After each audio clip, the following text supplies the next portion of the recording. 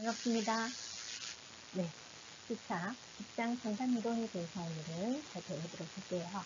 한 주 동안 잘 지내셨죠?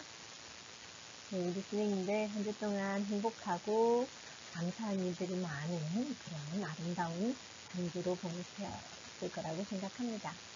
자, 그럼 또 이번 직장에서 상담 이론은 어떤 내용이 있는지 한번 살펴보도록 할게요. 이번 장에서는 개인 학습자를 위한 상담 직무를 수행하기 위해서 필요한 기초 지식이라든지 상담 이론에 대한 정신 분석적인 상담 이론과 인간 중심적 상담 이론, 그리고 인지행동적 상담 이론 중에서도 합리적 상담 이론, 정서 상담 이론, 인지주의 상담, 마음 챙김에 기반한 상담, 이러한 것들이 인지행동적 상담 이론에는 세 가지를 중심으로 살펴보고자 합니다. 현존하는 상담과 심리치료의 이론이 무려 400여 개나 된다고 합니다. 그 모든 이론을 다 이해하고 적용할 수는 없죠.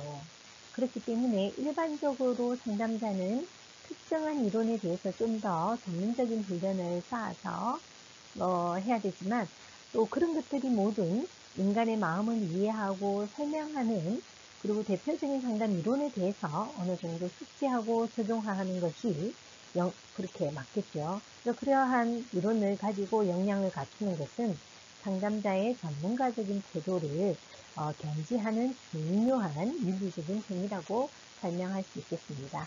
그래서 우리 주님들께서 평생교육사로서의 상담 직무를 수행하기 위해서 인간의 심리적인 문제의 원인이 무엇인지, 그리고 행복에 이르는 방법에 대해서 설명하는 상담 이론을 학습한다면 성인 학습자들이 경험하고 있는 내면적인 어려움들에 대해서 보다 더 쉽게 이해할 수 있게 되는 거죠.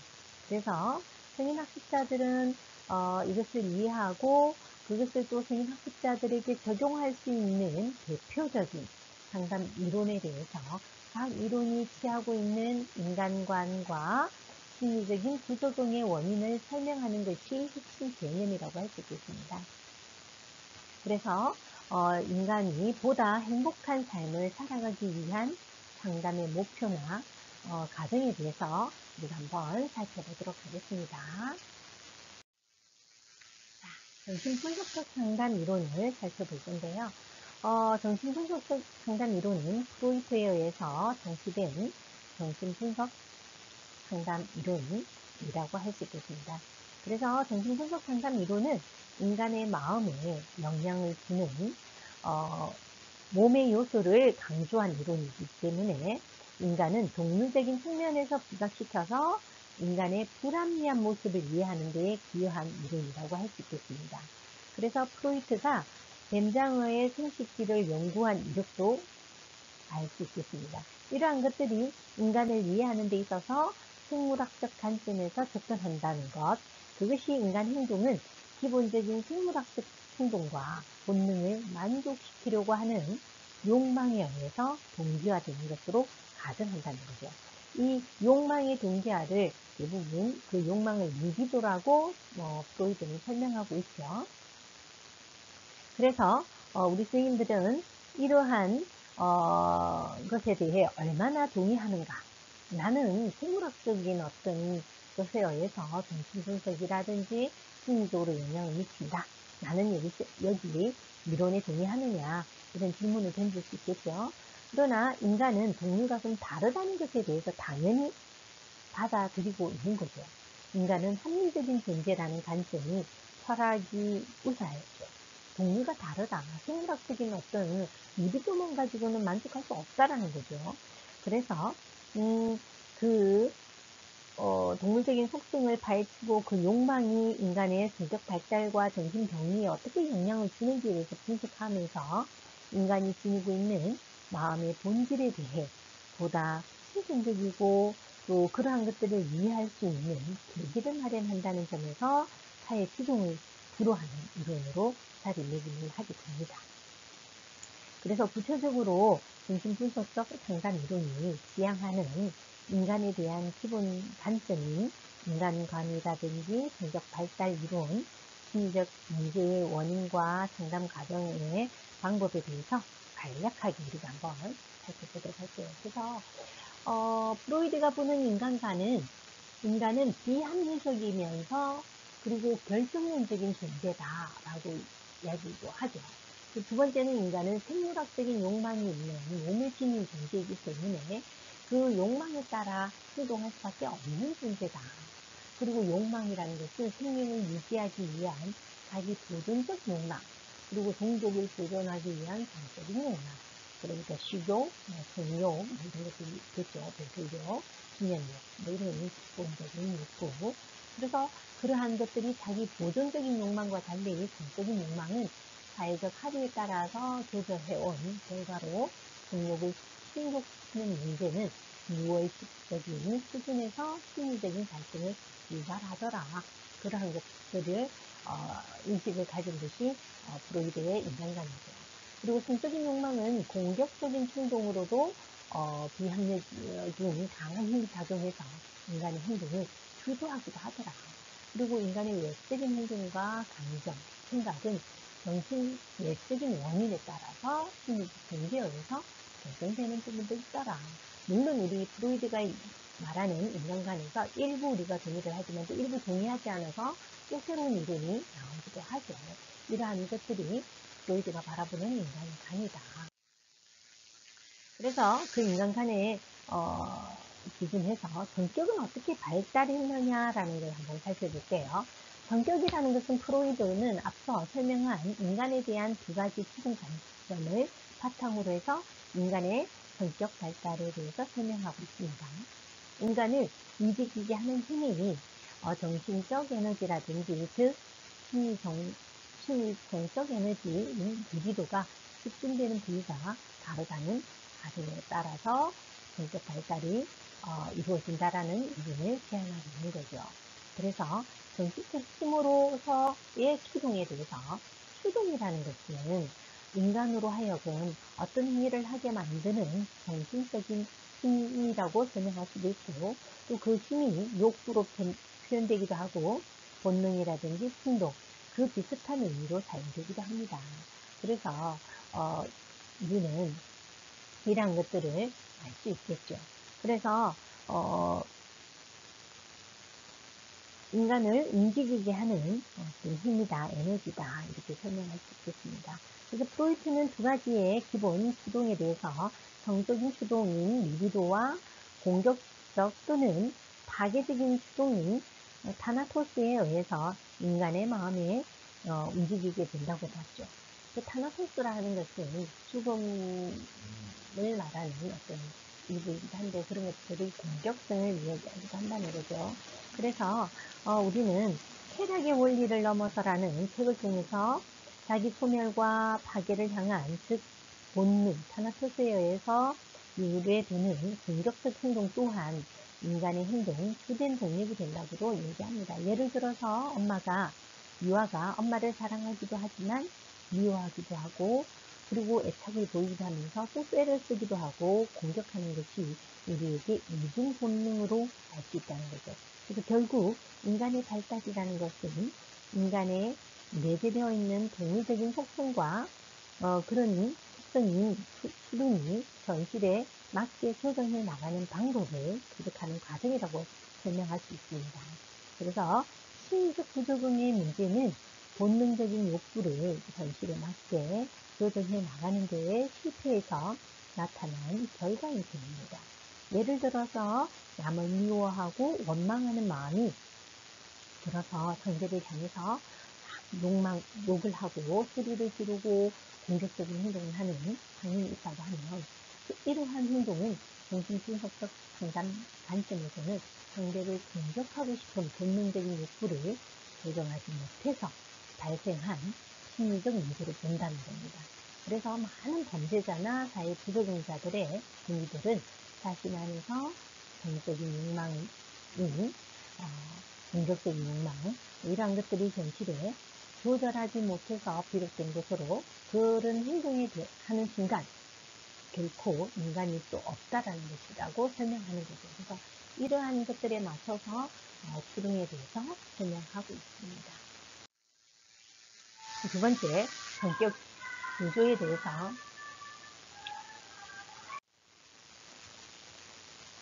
두 번째, 성격 구조에 따른 설명을 하도록 하겠습니다.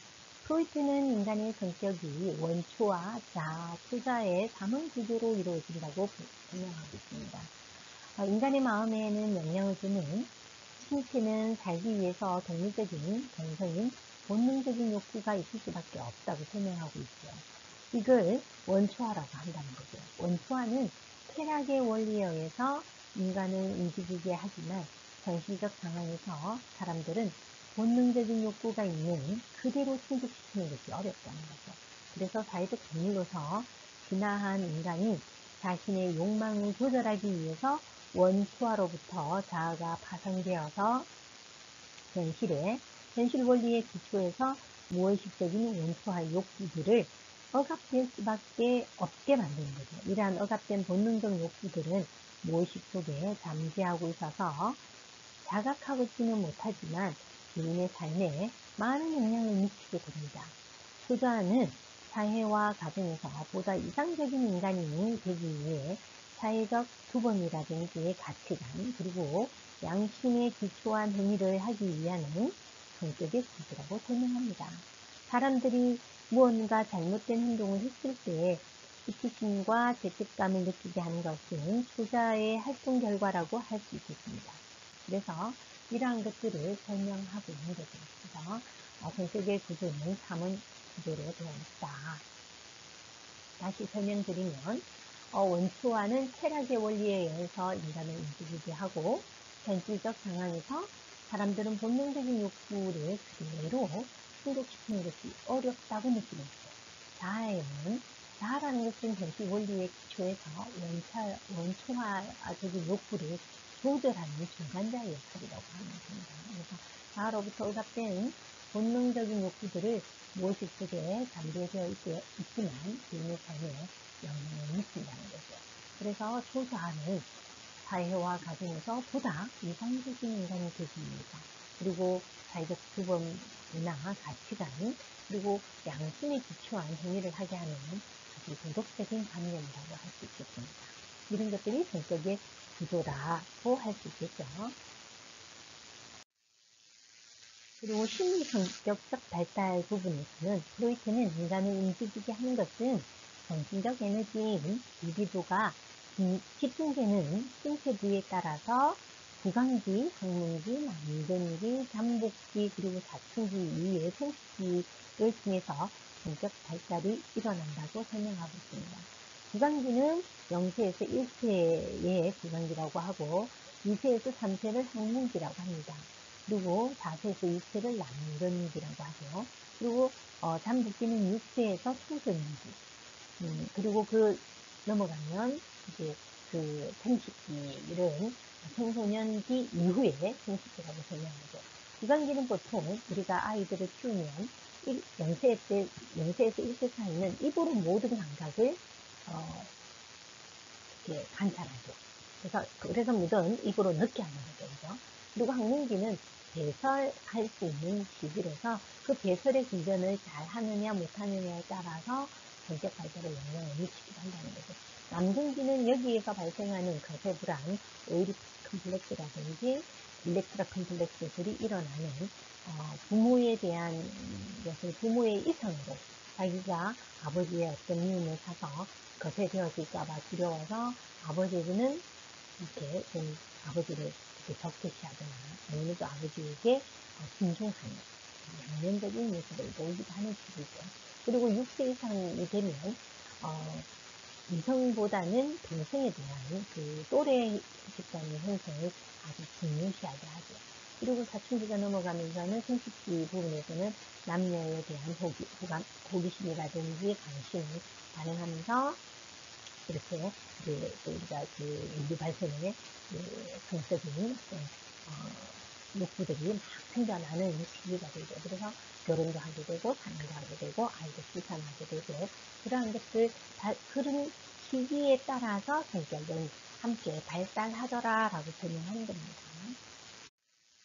그래서 심리적 발달에 보면 앞서 설명한 성격의 세 가지 구조에서 즉 원초와 자아 그리고 초자아 간의 기본적인 갈등을 조화롭게 해결하지 못하게 되면 심리적인 문제가 발생한다라고 보는 관점입니다.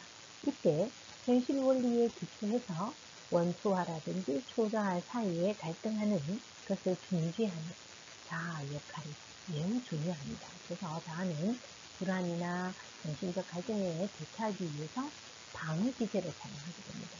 방어 기제라는 것은 자아가 무의식적인 행동을 방어하고 조절하기 위해서 사용하는 정신적인 대처 방법을 말하는 거죠. 그래서 원초와의 쾌락 원리대로 세상을 살아갈 수 없기 때문에 자아는 원초와의 본능을 정치를 막되 수정하거나 충족을 지연시키려고 그리고 다른 것으로 대체하려는 방법을 사용하기도 합니다. 이러한 것들이 성인기의 심리적 발달 특징에 잘 나타나와 있고 익숙한 방어 기제는 주로 아동기에 주로 사용하기도 하는데 심리적으로 발달하면서 점차 성숙한 방어 기제를 활용할 수 있을 때 정신적인 건강을 유지할 수가 있게 됩니다. 그런데 만약 자아가 방어 기제를 사용해서 욕구 충족이라는 과정에서 이러한 여러 가지 압력을 적절하게 처리하지 못하게 되면 배후에 방어 수단을 동원하게 되는데 바로 이것이 심리적 증상을 발현하게 만든다는 겁니다. 그래서 심리적 증상 또는 자신을 보호하는 수단이 되는 셈인 거죠. 그래서 원초와의 충동이 그대로 실현되는 위험보다는 심리적 고통이 훨씬 낫다라고 생각하기도 한다는 거죠. 그래서 이러한 것들을 잘 활용한다면 충분히 우리는 건강한 심리적 성장을 배울 수 있다는 겁니다. 그래서 상담의 목표 과정에서 첫 번째로 우리가 살펴볼 것은 상담 목표를 살펴볼 겁니다. 정신적인 정신분석적 상담의 궁극적인 목표는 내담자가 가지고 있는 자기의 행동과 그리고 무의식적인 행동 동기를 각성해서 그 의식 수준에서 행동할 수 있는 성격으로 변화할 수 있도록 돕는 것이죠. 그래서 자아의 기능을 강화시켜서 심리적인 정상과 그리고 관련된 정신적, 내적 원인을 해결하고 심리적 문제를 해소하는 뿌리 치료라고 할 수 있겠습니다. 즉 다시 말하면 심리적 정상을 제거하거나 완화에 초점을 두기보다는 심리적인 정상을 일으키는 근본 원인은 무의식적인 행동과 갈등을 해결해서 치유하는 상담이라고도 할 수 있습니다. 그래서 타인과의 관계에서 경험하는 자신의 느낌이나 생각 그리고 행동에 대해서 그 원인이 무엇인지 우리가 의식적으로 끌어내서 의식적인 수준에서 스스로를 이해할 수 있다면 마음에 걸린 것이 없고 평정한 마음을 찾을 수 있다고 프로이트가 설명하는 거죠. 그래서 프로이트는 무의식에 의식화해서 아주 풍요로운 삶을 살아갈 수 있다고 보는 거죠. 그래서 인간의 무의식에 대해서 인산의 일각에 비유하는데 바다 밑에 깔려있는 자신의 무의식을 수면 위로 끌어올려서 의식하게 된다면 본래부터 인간에게는 지혜의 보배를 되찾게 되는 것이다. 다름없다라고 설명하는 거죠. 그래서 우리는 상담 목표가 자기 행동의 무의식적인 동기를 각성하게 해서 그 의식 수준에서 행동을 할 수 있는 성격으로 변화하도록 돕는 것이 목표가 된다는 거죠. 그리고 정신적 상담은 정상을 일으키는 근본 원인을 해결하고자 하는 거죠. 그 근본적으로 일어나는 행위는 무의식적인 충동이라든지 갈등을 해결하고자 하는데 그리고 그 해결을 하면 치유가 일어난다라는 것이 정신분석 상담 이론이라고 설명하고 있습니다. 두 번째로는 상담 진행 과정에 대해서 한번 살펴볼게요.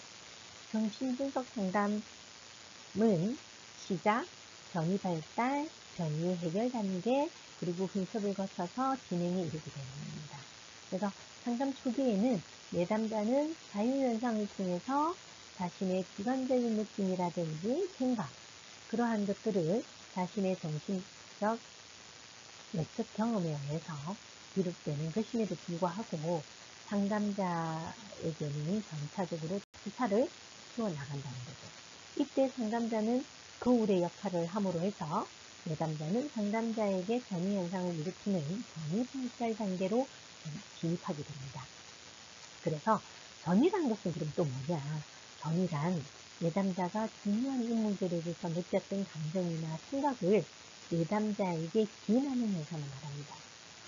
다시 말해, 상담자가 우리 예전에 나를 구박하고 힘들게 했던 엄마를 떠올리게 하는 그런 어떤 경험을 하게 된다든지, 또 그런 어떤 모습을 잠시 아주 조금이라도 보여주는 그걸 엄마에게 하려고 했던 그 어떤 투정이라든지 마음을 털어낼 수 있다는 그런 것들이 전이가 됩니다. 아니면 또 예전에 사랑했던 첫사랑을 닮았다라고도 느끼기도 하는 그런 것들이 있습니다. 그런 것들을 전이라고 할 수 있겠습니다. 그래서 이 단계에서는 내담자는 과거를 재구성하고 어린 시절의 감정과 갈등을 표면화할 수 있도록, 그래서 그 표면화된 것들이 재경험하게 되는 것들을 일어나게 하는 거죠. 그래서 상담자는 전이를 다루어 나간다면 내담자의 과거와 현재의 경험 사이에서 유사점을 탐구할 수 있도록 전이를 분석하고 해석의 작업을 통해서 전이를 해결할 수 있도록 돕는 거죠. 그래서 일부러 우리가 사이코 드라마를 한다든지 아니면 상담자가 불만을 가지고 있었던 대상을 상담자가 그 역할을 통해서 자기 무의식 속에 있던 감정을 끌어내도록 하는, 그래서 그것을 해결할 수 있도록 도와주는 단계를 만들어내게 하는 겁니다. 그래서 이러한 것들이 우리가 정신분석에서는 충분히 무의식에 가지고 있던 갈등이나 문제 해결을 돕도록 상담자의 역할을 충분히 할 수 있도록 우리가 정신분석 상담 이론에 대한 전문적인 지식을 습득할 수 있어야겠죠. 그래서 우리는 그 상담 목표나 과정을 속에서 우리가 어떻게 내담자에게 접근해야 되는지를 이해할 수 있게 됩니다. 그래서 우리가 지금 그 진행 과정을 쭉 살펴보니까 정신분석 진행 과정에서는 시작, 전이, 전이의 해결 단계 승수. 그래서 상담 초기는 내담자 자율성을 통해서 전체적으로 상담자에게 투사하도록 만들고, 초기는 그 역할을 해주고, 그리고 전이는 예전에 느꼈던 걸 상담자에게 느끼는 그 기인하는 현상이 전이라고 했고, 그리고 전이 해결 단계는 상담자는 내담자가 과거에 경험했던 유사점을 탐구하도록 분석해주는 거죠. 그래서 그 작업을 통해서 도움을 받는 거고, 분석 단계에서는 무의식적인 갈등이 어떻게 현실 생활에서 나타나는지 깨닫고 적응적 행동으로 실천할 수 있을지를 검토하거나, 그리고 그 검토한 것이 변화하는 점진적 과정이 분석 단계다라고 설명하고 있습니다. 이러한 것들을 통해서 점차적으로 상담이 진행되어 간다는 거죠. 그리고 주요 상담 방법에는 자유연상과 해석, 또 다른 것들이 있는데, 일단 자유연상 부분에서 한번 설명을 드리도록 하겠습니다. 정신분석 상담에는 자유현상, 그리고 저항, 전이, 그리고 꿈의 분석과 해석 등이 있습니다. 첫 번째로 자유현상이란 어떤 대상과 관련해서 마음에 떠오르는 생각과 감정, 기억들을 자유롭게 이야기하도록 한다는 거죠. 그래서 자유현상을 하는 과정에서는 증상과 관련된 과거의 경험이라든지 기억들이 차츰 드러나게 되고, 상담자는 이를 통해서 내담자의 증상이 무의식적으로 어떤 의미를 지니고 있는지를 이해하게 되는 부분이 자유현상이 되겠습니다. 두 번째로는 해석인데요. 해석은 상담자가 내담자의 꿈과 전이 현상과 저항 현상 등에 대해서 의미를 내담자에게 설명하고 가르치는 방법입니다. 그래서 이러한 상담자의 해석을 통해서 내담자는 자신의 문제에 대해 알지 못했던 것들의 무의식적인 내용들을 의식적인 수준으로 이해하고 그래서 수용할 수 있게 되는 거죠. 그래서 해석의 방법은 내담자가 자신의 문제에 대해서 통찰을 할 수 있도록 준비가 되어 있을 때 기도하는 것이 유용할 수 있겠습니다. 그래서 여기에서 전의와 해석과 저항의 해석에 대해서 다시 좀 설명하도록 하겠습니다. 자, 다음 시간에 우리는 전의라든지 해석 부분에 대해서 좀 더 깊이 있는 설명을 하도록 하겠습니다. 이번 주도 수업 듣느라 고생하셨고요. 다음 주에 만나 뵙도록 하겠습니다. 고생하셨습니다.